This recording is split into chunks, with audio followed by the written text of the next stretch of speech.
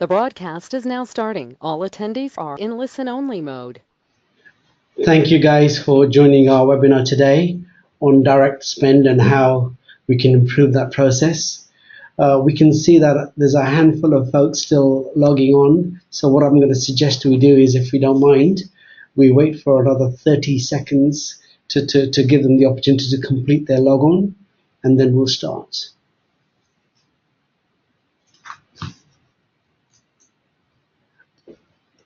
Hello, thank you for joining our webinar. We've got a handful of people still, as we can see, they're still trying to log on. So what we're going to do is we're going to wait for about 30 seconds and give them time to just join before we start the webinar. So just be a little bit patient with us. Thank you very much for that.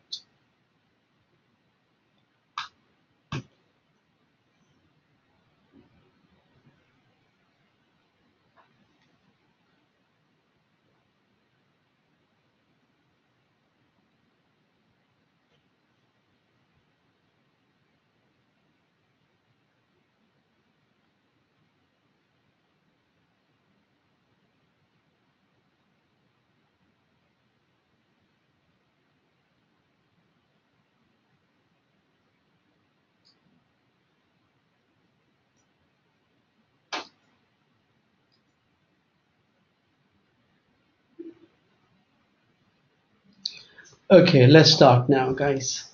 This is our first of the series of webinars which we're running on procurement, into the direct procurement and source to pay process. And just a little introduction in terms of what we're planning to go through today is we're going to go through our agenda. Is we're going to have a small introduction in terms of the presenters and the companies behind the presenters. Then we'll go through and look at the tool itself, and we'll do some experience sharing with some real life examples of how a customer is currently using it, well, they've deployed the tool and how and what sort of benefits they're deriving from this, and what basically made them look for something to improve this area of procurement. So then we'll do the live demonstration, and David will then take us through and show us some of the functionality that is happening, and we'll have a Q&A thereafter. If you have any questions, please do not hesitate to ask them. I will be happy to take questions. If you could pop them into the question box in the grid when we logged in, there's a little control panel on the side, and then it'll be great. We'll just pick this up, and our moderator, Lauren, will be looking at those things, and then we'll be going through them at the end.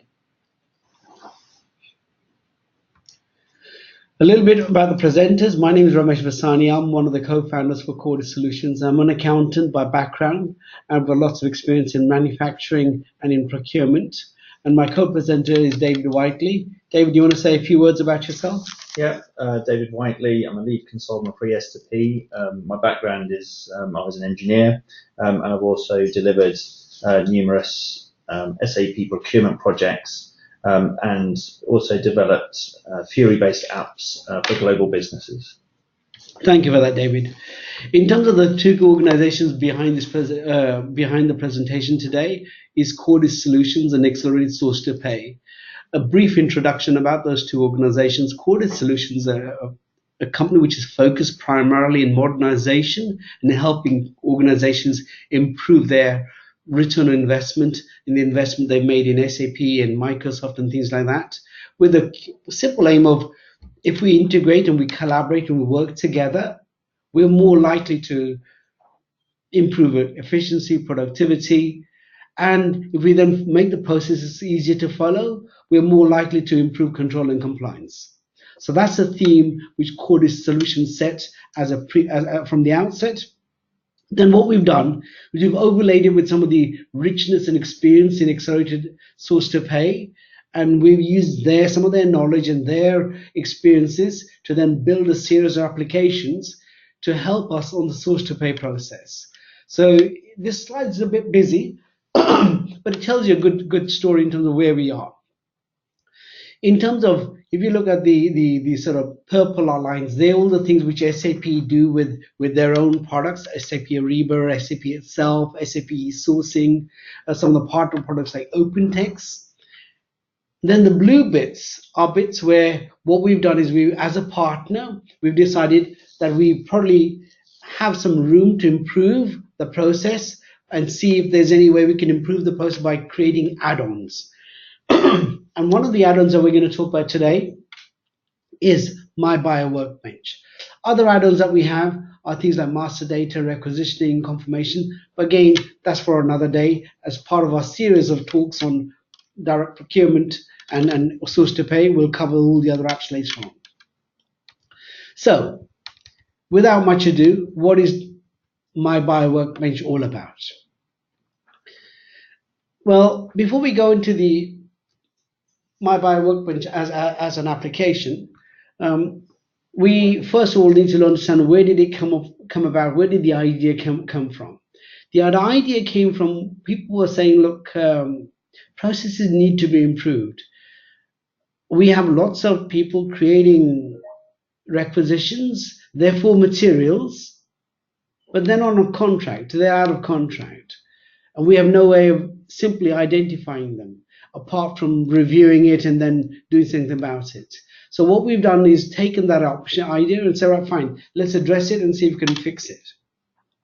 The other use case, which again we've tackled, is in these days of austerity, if we can allow the buyer to see all the requisitions that they've got, and then allow them to bundle and group things together and see if they can get a better terms, whether they've been assigned to a contract, or give the contractee some additional materials that they can buy for us.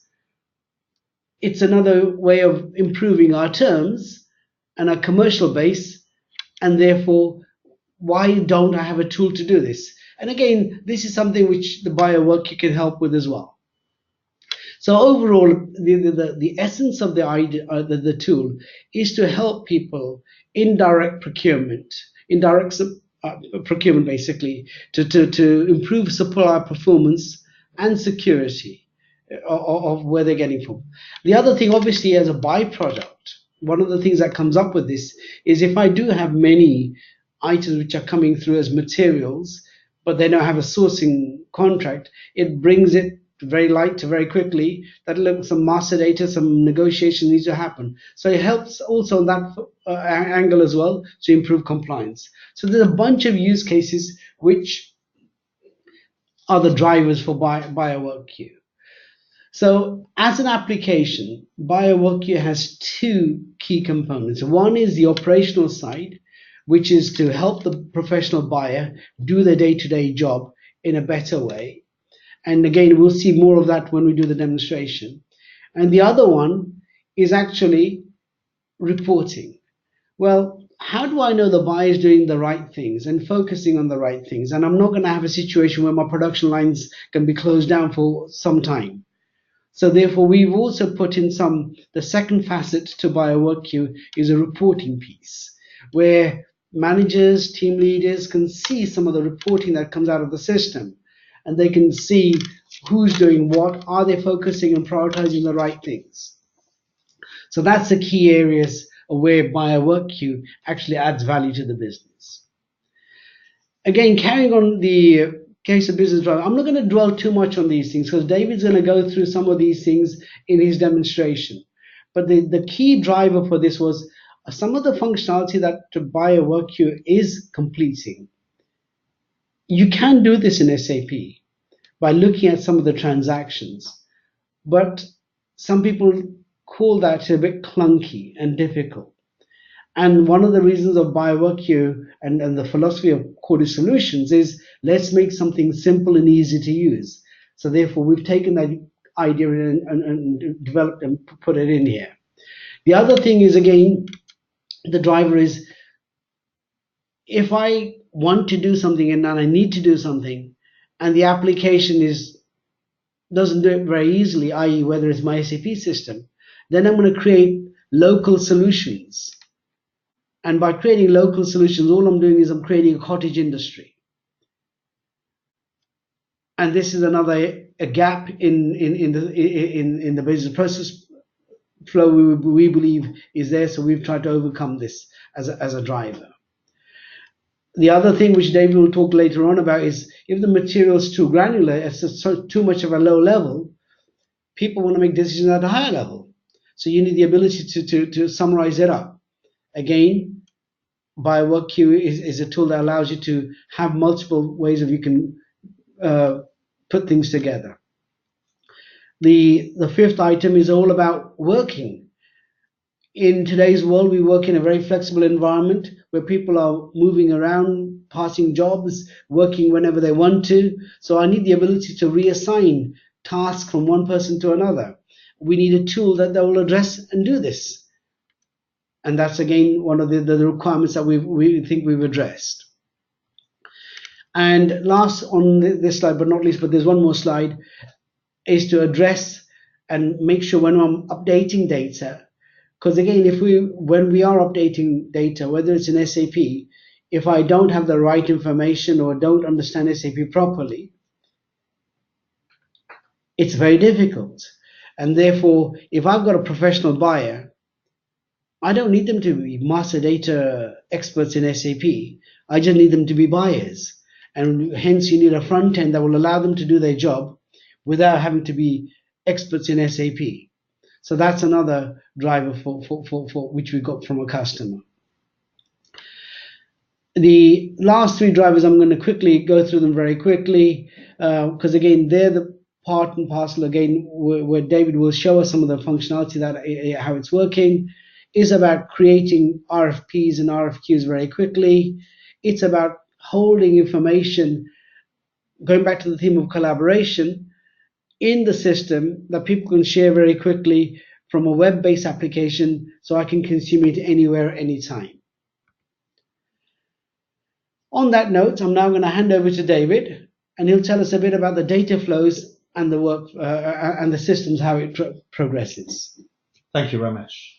So just wanted to walk through the data flow here. So on the left-hand side, you've got SAP ERP.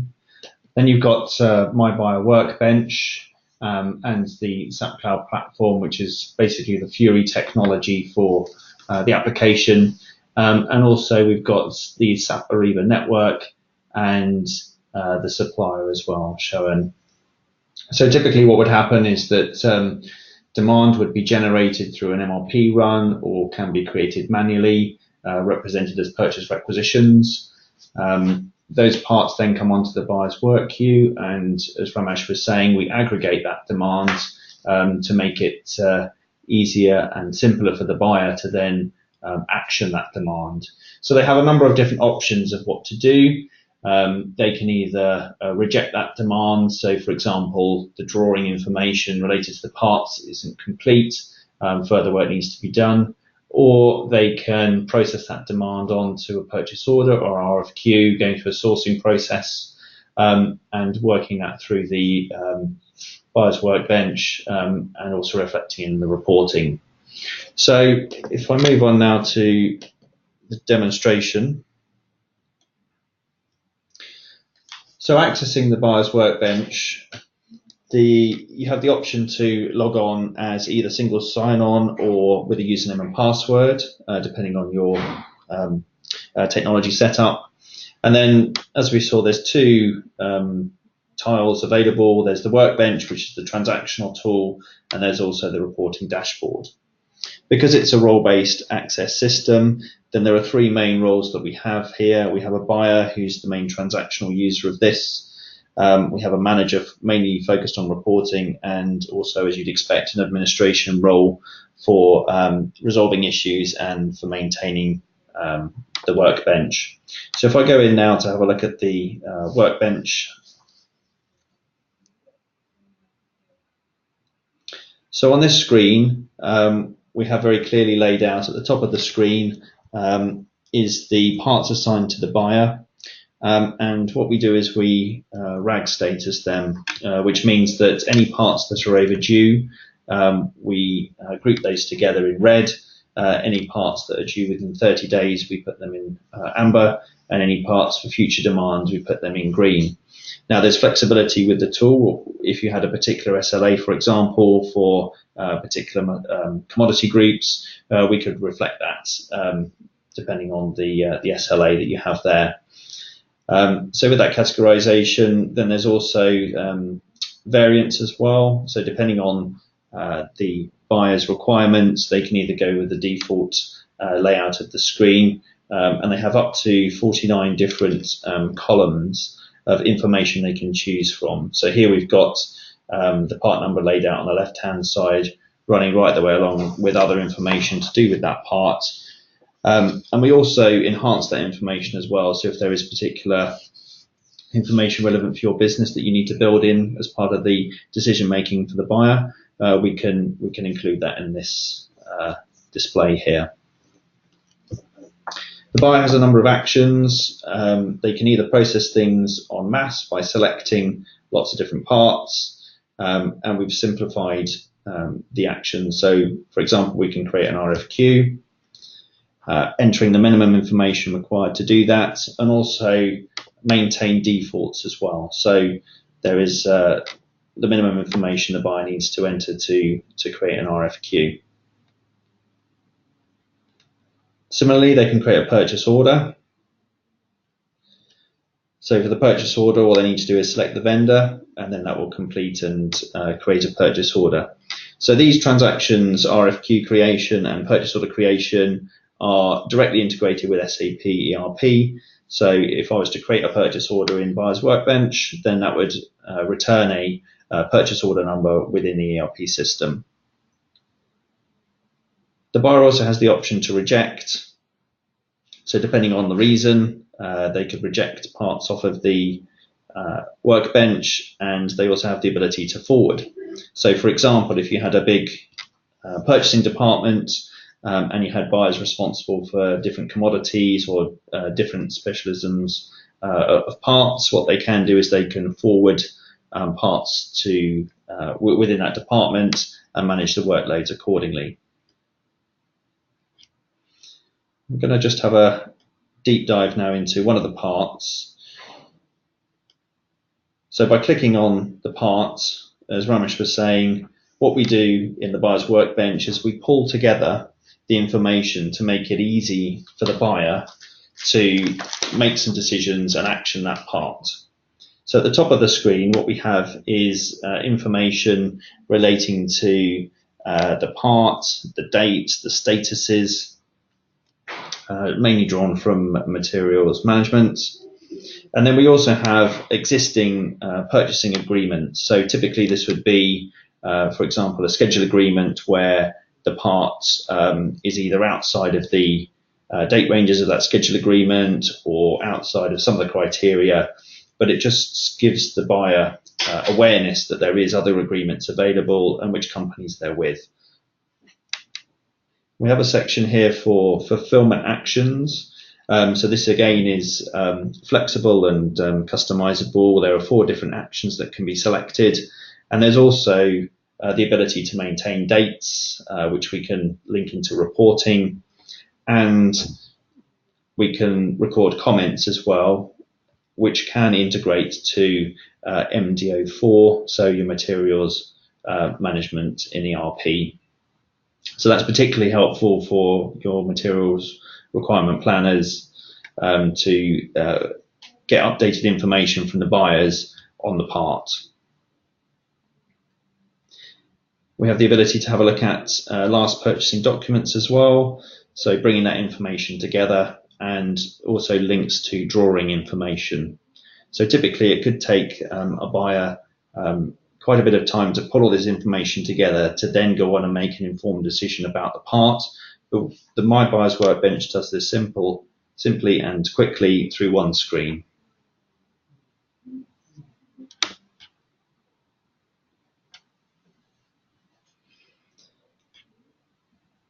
Okay, there's other features of the buyer's workbench as well. So, for example, you can search all of the parts on the workbench, not just specific parts to yourself, which is helpful to understand which parts are live for the department, and also see that on the reporting.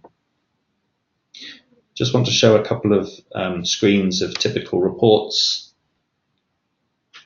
So what we can do here is we have options for filtering and for drill down as well, and we can go to a quite detailed level for each part. So we have a report here showing stored reasons. So for example, if the part wasn't able to be actioned straight away, there could be a setting that could be made, and that could be reflected in a report. Similarly, to have a look at allocation of parts against buyers. So again, we're RAG statusing them so we can see which parts are overdue, due within 30 days, or future demand.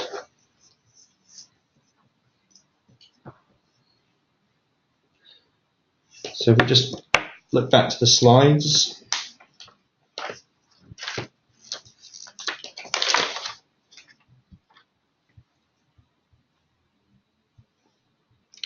Thank you, David.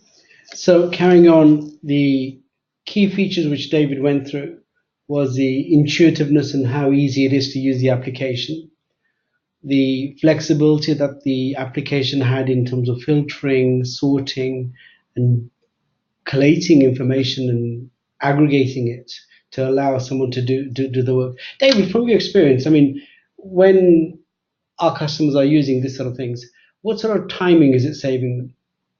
I would suggest anywhere from a minimum of 15 minutes per day. And obviously over a department of several hundred buyers, that is quite a sufficient amount of time over a month. Okay. So it's quite substantial. Yes. Okay. Yeah, absolutely. Okay. So going forward, I mean, again, as I said, we saw the functionality of forwarding parts individually or mass to groups of people, rejecting to make sure we can sharpen our pencil and make sure things are done correctly. And David, on this value driver slide, do you want to tell us a bit more about some of the benefits which some of our customers are expecting to get out of this application? Yeah, I think obviously, firstly, we're using the latest SAP technology, so it's an intuitive and very easy to use look and feel to the tool. And it's a global tool as well, so anyone from any location in the world can log on and use it and have that consistent view of what's happening real time to parts that need to be sourced. There's some other things as well which provide flexibility and can be tailored to your business. One of them is around routing parts. So the routing rules can be dependent on criteria such as purchasing group or particular commodity codes. So that saves time and accuracy for getting the right parts to the right people to be able to process them.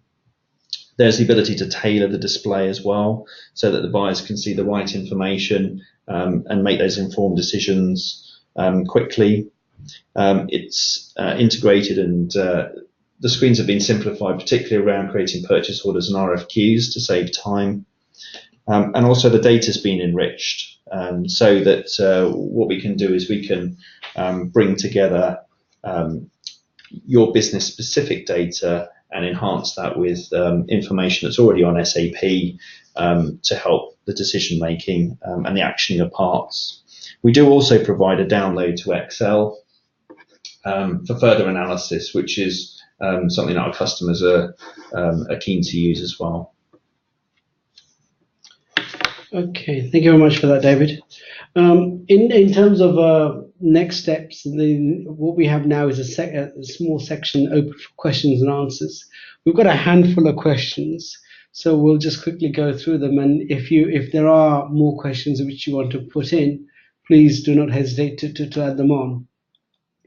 One of the questions that's come up is, what sort of landscape and systems does BuyerWorkQ currently work with? David, I mean, right now we've installed this on ECC. It also works with S4, am I right? Yes, that's right, yeah. Okay, so in terms of the ERP system, we have connected this application with SAP R3. It does connect also with SAP S4. And if I remember rightly, one of the customer that David's been working on, they also integrate or pull some HR and hierarchical data from a non-SAP system, which again we integrate with as well. So in terms of the landscape, if we go back to the landscape slide that David had before, where it actually sits in the middle, let's quickly go over here. Yeah. It sits in the middle, and from a ERP perspective, this could be SAP or S4.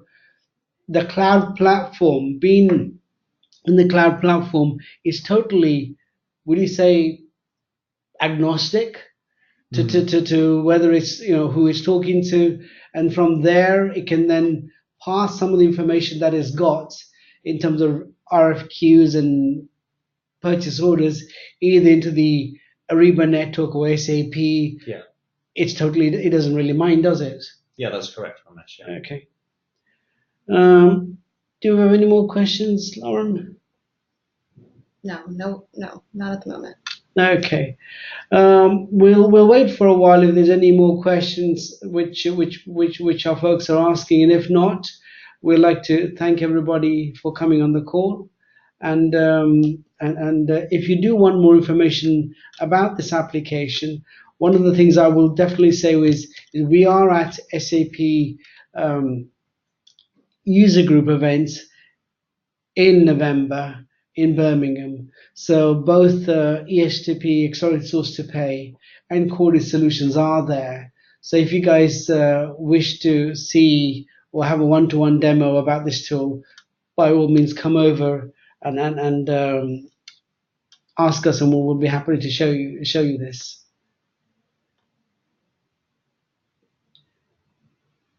We don't have any more questions. And on that note, what we'd like to do is actually give you back some time, because we've actually finished quite quickly. I mean, which is good. Hopefully, we've got the message across, and you guys, we've answered some of your questions of the reason for you guys coming on to the webinar. And on that note, thank you, David. Thank you, Lauren. And thank you, participants.